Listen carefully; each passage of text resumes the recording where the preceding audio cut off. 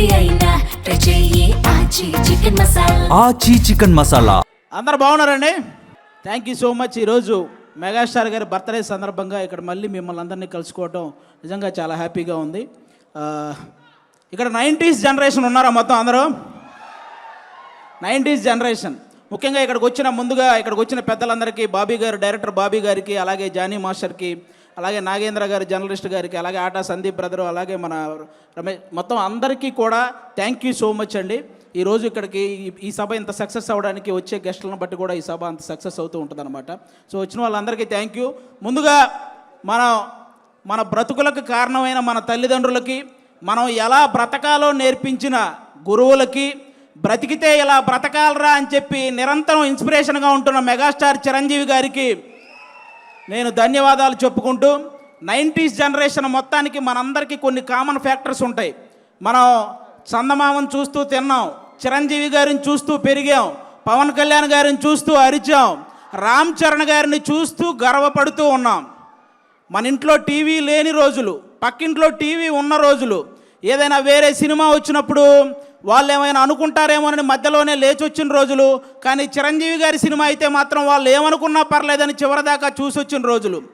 కొత్త సంవత్సరం వస్తే చిరంజీవి గారి గ్రీటింగ్ కార్డ్, కొత్త పండగ వస్తే చిరంజీవి గారి సినిమా, కొత్తగా మన లైఫ్లోకి ఏ చిన్న ఆనందం వచ్చినా కూడా చిరంజీవి గారి డ్యాన్స్, ఎగ్జామ్లో ఇచ్చిన క్వశ్చన్కి ఆన్సర్ సరిగా రాకపోతే పేపర్ నిండా చిరంజీవి చిరంజీవి చిరంజీవి అని రాసిచ్చిన క్షణాలు, హాస్టల్ రూముల్లో పోస్టర్లు పెట్టకూడదు అని చెప్పి రూల్స్ పెట్టినా సరే ఆ రూల్స్ని అతిక్రమించి రూమ్ అంతా మెగాస్టార్ పోస్టర్లు నింపిన సందర్భాలు. ఈ జనరేషన్కి మెగాస్టార్ అంటే వన్ ఆఫ్ ద హీరో, కానీ మా జనరేషన్కి మెగాస్టార్ అంటే వన్ అండ్ ఓన్లీ హీరో. అంటే ఈరోజు పవన్ కళ్యాణ్ గారికి, రామ్ చరణ్ గారికి, అల్లు అర్జున్ గారికి, వరుణ్ తేజ్ గారికి, సాయి ధర్మ తేజ్ గారికి, వైష్ణవ్ తేజ్ గారికి, వీళ్ళందరికీ ఒక సపరేట్ ఫ్యాన్ బేస్ ఉంది. కానీ వాళ్ళందరికీ తెగిన మొట్టమొదటి టికెట్ మాత్రం మెగాస్టార్ అభిమానిదే. ఇది అందరూ గుర్తుపెట్టుకోవాల్సిన విషయం. వాళ్ళకే కాదు, సినిమా తీయడానికి వచ్చేవాడికి, సినిమా రాయడానికి వచ్చేవాడికి, సినిమా చెయ్యడానికి వచ్చేవాడికి, అసలు సినిమా అంటే పడి చచ్చే ప్రతి ఒక్కడికి ఆయనే ఇన్స్పిరేషన్. అలాంటి మెగాస్టార్ అభిమానులందరిని ఉద్దేశించి చెప్పిన గొప్ప మాట ఏంటో తెలుసా? నా అభిమాని అయినప్పుడు వచ్చే సంతోషం కంటే నా అభిమాని తను ఎంచుకున్న రంగంలో సక్సెస్ అయినప్పుడు వచ్చే సంతోషమే నాకు ఎక్కువ అని చెప్పిన గొప్ప మనసున్న వ్యక్తి మెగాస్టార్ చిరంజీవి గారు. క్రికెట్లో సచిన్ టెండూల్కర్కి చాలా రికార్డులు ఉంటాయి. తక్కువ వయసులో వచ్చాడని, ఎక్కువ సెంచరీలు చేశాడని, అలాగే గెలుపు కోసం తన ఒంటి మీద గాయాలను సైతం లెక్క చేయడని, ఎంత ప్రెజర్ ఉన్నా సరే కూల్గా ఉంటాడని, ఇలాంటి రికార్డులు చాలా ఉన్నాయి. కానీ తక్కువ వయసులో వచ్చాడు అన్న రికార్డుని వైభవ్ సూర్యవంశీ వచ్చి బీట్ చేశాడు. ఎక్కువ సెంచరీలు చేశాడు అన్న రికార్డును విరాట్ కోహ్లీ వచ్చి బీట్ చేశాడు. గెలుపు కోసం తన గాయాలను సైతం లెక్క చేయడం అన్న రికార్డును యువరాజ్ సింగ్ వచ్చి బీట్ చేశాడు. ఎంత ప్రెజర్లో ఉన్నా కూల్గా ఉంటాడు అన్న రికార్డుని MS ధోని వచ్చి బీట్ చేశాడు. అలాగే సినిమాల్లో చిరంజీవి గారికి కూడా కొన్ని రికార్డులు ఉన్నాయి. అదిరిపోయే డ్యాన్స్, అద్భుతమైన యాక్టింగ్, చెక్కు చెదరని ఫ్యాన్స్, కొన్ని కోట్ల మందికి ఇన్స్పిరేషన్, కొన్ని వేల మందికి సహాయం, జంజీ బ్యాచ్ కూడా జై చిరంజీవి అనే వ్యక్తిత్వం, ఇలాంటి రికార్డులు చాలా ఉన్నాయి. కానీ ఈ రికార్డులను మాత్రం ఇంతవరకు ఎవరు టచ్ కూడా చేయలేదు. అది అలాంటి రికార్డులు సృష్టించాడు మెగాస్టార్ చిరంజీవి గారు.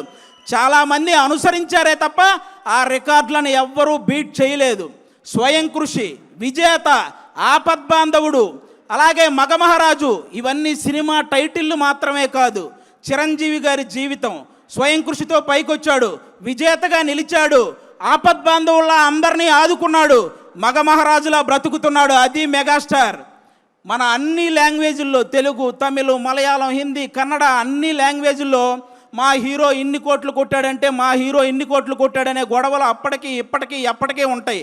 కానీ మా హీరో ఇన్ని కోట్లు కొట్టాడని గొడవలు మాట్లాడుకునే స్థాయి నుంచి మా హీరో ఇన్ని కోట్లు పంచిపెట్టాడు అని విలువలు మాట్లాడుకునే స్థాయిని తీసుకొచ్చింది మొట్టమొదట మెగాస్టార్ చిరంజీవి గారు.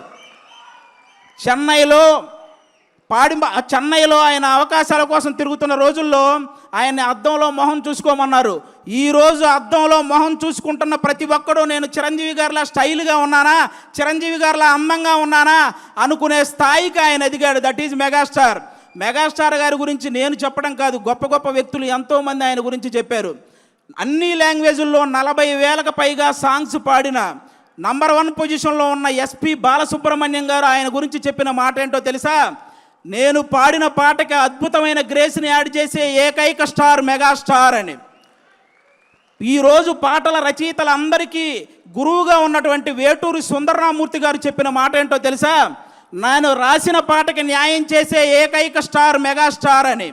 రజనీకాంత్ గారికి, కమల్ హాసన్ గారికి ఒక గుర్తింపునిచ్చి గుర్తుండిపోయే సినిమాలనిచ్చిన కె బాలచంద్ర గారు చెప్పిన మాట ఏంటో తెలుసా?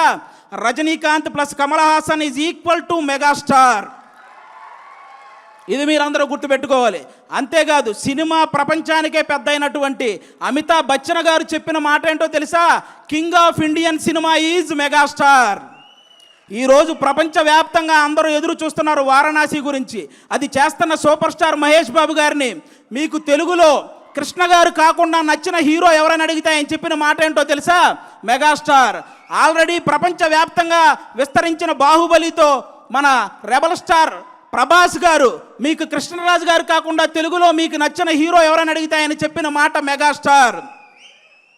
అంతెందుకు, పవన్ కళ్యాణ్ గారు కొండగట్టు ఆంజనేయ స్వామి పాదాలు తాకి వెళ్ళి గెలిచి డిప్యూటీ సీఎం అయి తిరిగి వచ్చి ఇంకొకరి పాదాలు తాకారు, ఆయనే మెగాస్టార్. ఇలా తోపులందరూ కలిసి డిసైడ్ చేసిన తోపే మెగాస్టార్. కాబట్టి ఆయన స్థాయిని ఎవ్వరూ తగ్గించలేరు, ఎవరి వల్ల కాదు. ఇక హెల్పింగ్ నేచర్ విషయానికి వస్తే, కరోనా టైంలో కరోనా క్రైసిస్ చారిటీ అనే ఒక కార్యక్రమాన్ని ముందుకు తీసుకొచ్చి సినిమా కార్మికులందరికీ నిత్యావసర వస్తువులు అందేలా చేయడంలో కానీ, అపోలో నుంచి కరోనా మెడిసిన్ అందేలా చేయడంలో కానీ, ఫ్రీ వ్యాక్సిన్ అందేలా చేయడంలో కానీ, ఈ హెల్పింగ్ నేచర్ ఇప్పటిది కాదు. మనం ఏదైనా ఒక స్థాయికి వచ్చినప్పుడు మన తోటి స్నేహితులను మర్చిపోకూడదని ఆ రోజు తన తోటి స్నేహితులైనటువంటి తోటి ఆర్టిస్టులైనటువంటి సుధాకర్ గారిని, హరిప్రసాద్ గారికి, నారాయణరావు గారికి వాళ్ళ ముగ్గురిని ప్రొడ్యూసర్లను చేసి ఎముడుకు మొగుడు అనే ఒక సినిమా చేసి పెట్టాడు వాళ్ళ కోసం, స్నేహితుల కోసం. అప్పటి నుంచే ఉంది హెల్పింగ్ నేచర్, ఇప్పుడు కాదు. హెల్పింగ్ నేచర్ అంటే రీసెంట్గా గబ్బర్ సింగ్ సినిమాలో ఒక ఆర్టిస్ట్కి దురదృష్టవశాత్తు బ్రెయిన్ స్ట్రోక్ వస్తే ఫస్ట్ నాగబాబు గారు వాళ్ళకు 2 లక్షలు పంపించారు. చిరంజీవి గారు ఇంటికి పిలిచి చెక్ ఇచ్చారు. పవన్ కళ్యాణ్ గారు వాళ్ళని బాగా చూసుకోండి, మొత్తం నేను చూసుకుంటానని కాల్ చేసి హాస్పిటల్కి చెప్పారు.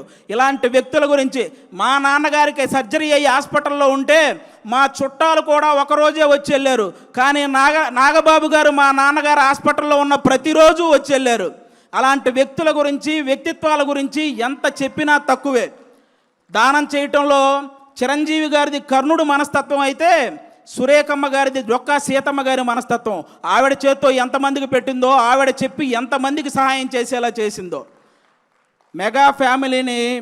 మెగా ఫ్యామిలీలా ఆదుకోవటంలో కానీ, మెగా ఫ్యామిలీని అందుకోవటంలో కానీ ఎవరి వల్ల కానే కాదు. ఇంకా అంతేకాదు, చిన్న చిన్న సినిమాలని, ఎన్ని సినిమాలు, కమిటీ కుర్రోళ్ళని, కోర్ట్ అని, అలాగే బలగం అని, ఇలాంటి సినిమాలు హిట్ అయిన ప్రతిసారి వాళ్ళందరినీ టీముని ఇంటికి పిలిపించి వాళ్ళని సన్మానించి, నెక్స్ట్ రాబోయే తరాలు మనం హిట్ కొడితే చిరంజీవి గారు ఇంటికి పిలిచేంత హిట్ కొట్టాలరా అని వాళ్ళందరికీ ఒక బూస్టప్ ఇచ్చిన స్టార్ మెగాస్టార్.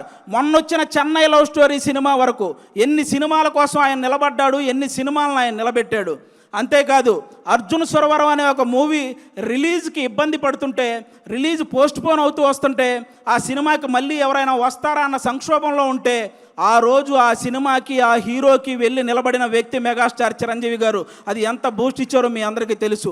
ఆ విధంగా ఈరోజు మనం సడన్గా రోడ్డు మీద వెళ్తున్నప్పుడు ఒక వర్షం వస్తే ఏదైనా చెట్టు కిందకి వెళ్తాం, బాగా ఎండ తగిలిన ఒక చెట్టు కిందకి వెళ్తాం. అలాగే ఈ ఇండస్ట్రీలో సడన్గా ఎవరికి ఏ కష్టం వచ్చినా జూబ్లీ హిల్స్లో ఉన్న ఒక చెట్టు కిందకి వెళ్తారో ఆ చెట్టు పేరే చిరంజీవి. కాబట్టి చిరంజీవి గారు హెల్ప్ చేయని పర్సన్ లేడు. చిరంజీవి గారి మనస్తత్వం అంత గొప్ప మనస్తత్వం అనమాట. అలాంటి చిరంజీవి గారి గురించి నేను చెప్తున్నాను, తెలుగు సాంప్రదాయాలని గౌరవించే ప్రతి ఒక్కరికి శ్రీరాముడు ఎలాగైతే ఆదర్శమో, తెలుగు సినిమాలని గౌరవించే ప్రతి ఒక్కరికి చిరంజీవి గారు కూడా అంతే ఆదర్శం. దేశాన్ని పరిపాలించే దేవుళ్ళు లాంటి మోడీ గారే చిరంజీవి గారి చెయ్యి ఒకటి, మన పవన్ కళ్యాణ్ గారి చెయ్యి ఒకటి పైకెత్తి సినిమాల్లో ఈయన నంబర్ 1, రాజకీయాల్లో ఈయన నంబర్ 1, నిజాయితీలో ఇద్దరు నంబర్ 1 అని చెప్పకనే చెప్పారు ఇండైరెక్ట్గా. ఇక ఇలాంటి వాళ్ళు ఎవరు ఏం మాట్లాడుకున్నా పెద్ద మనకు పోయేదేం లేదు. నాకు బాధ కలిగించే విషయం ఏంటంటే, రీసెంట్గా ఒక 1 మంత్ నుంచి చిరంజీవి గారిని తొక్కేశాడు అనే ఒక రాంగ్ కంటెంట్ని ఇన్స్టాగ్రామ్ నుంచి అదంతా పోస్ట్ చేస్తున్నారు. ఇది నాకు ఇప్పుడు నేను చెప్తున్నా, అవును చిరంజీవి గారు తొక్కేశారు. ఏంటో తెలుసా, ఇండస్ట్రీలో తెలుగు సినిమా ఇండస్ట్రీలో నంబర్ 1 అనేది కంటిన్యూ అవ్వటం ఎవరి వల్ల కాదు అని అహంతో మాట్లాడుకుంటారే, వాళ్ళ అహాన్ని తొక్కేశాడు. 30 సంవత్సరాలు కంటిన్యూగా నంబర్ 1గా ఉన్నాడు. పెద్ద పెద్ద సినిమాలు, పెద్ద పెద్ద కలెక్షన్లు బాలీవుడ్లోనే ఉంటాయి, అది టాలీవుడ్లో సాధ్యం కాదని ఊహల్లో బ్రతికారు చూసావా, ఆ ఊహల్ని తొక్కేశాడు. తెలుగు సినిమాకి అలాంటి కలెక్షన్లు రప్పించి చూపించాడు. అలాగే డ్యాన్స్ అంటే నడవటం, హీరోయిన్ చుట్టూ తిరగటం అని అన్ని లాంగ్వేజ్ వాళ్ళు ఒక భ్రమల్లో బతుకుతుంటే ఆ భ్రమల్ని తొక్కేశాడు. డ్యాన్స్ అంటే ఏంటో చూపించాడు, ఇండియన్ సినిమాని ఏలాడు. అలాగే హీరో అంటే డబ్బులు సంపాదించుకుంటారు, దాచుకుంటారు, బంగ్లాలు కట్టుకుంటారని రాంగ్ మైండ్ సెట్తో ఉండే వాళ్ళ మైండ్ సెట్ని తొక్కేశాడు. సహాయ కార్యక్రమాలు చేపట్టాడు, కొన్ని వేల మందికి సహాయం చేశాడు. చాలామంది తండ్రి సక్సెస్ అయితే కొడుకు సక్సెస్ అవ్వడం జరగదు, అది ఎక్కడో రేరుగా జరుగుతుంటాయి అనుకున్న వాళ్ళ ఆలోచనల్ని తొక్కేశాడు. ఈరోజు కొడుకుని తండ్రిని మించిన వాడిగా తయారు చేశాడు. ఇలా ఎవరైతే నెగిటివ్ మైండ్ సెట్తో ఉంటారో వాళ్ళ అహాన్ని, వాళ్ళ భ్రమల్ని అవన్నీ తొక్కుకుంటూ అగ్ర శిఖరంలో కూర్చున్న స్టార్, మెగాస్టార్. అలాంటి మెగాస్టార్ గారి గురించి మీలాంటి వాళ్ళు ట్రోల్ చేస్తే మీరు నవ్వులు పాలవుతారు, కానీ ఆయన సాయంత్రం పూట సరదాగా కట్టుకు తిరిగే లుంగి పంచ అంచు కూడా కదలదు. ఇది రాసుకోండి. చిరంజీవి గారిని అంత తక్కువ అంచనా వేయకండి. ఎవరూ కూడా ఇలాంటివి మానుకుంటే చాలా మంచిదని నేను మనస్ఫూర్తిగా, ఇన్ని గొప్ప కార్యక్రమాలు, ఇన్ని గొప్ప లక్షణాలు ఉన్న చిరంజీవి గారి మీద ఇంకా ఏదో కావాలని ఆయన మీద పడి ఆడవటం స్పైడర్ మ్యాన్ సినిమాలో ఐటమ్ సాంగ్ లేదని ఏడ్చినట్టే ఉంటుంది. కాబట్టి ఇంకా ఏడవటం మానేయండి. సినిమా ఇండస్ట్రీకి 100 సంవత్సరాలు వచ్చినా, చిరంజీవి గారికి 100 సంవత్సరాలు వచ్చినా సింహాసనం మీద కూర్చునే అర్హత అక్కడ ఆ ఇంద్రుడిది, ఇక్కడ ఈ ఇంద్రసేనుడిది.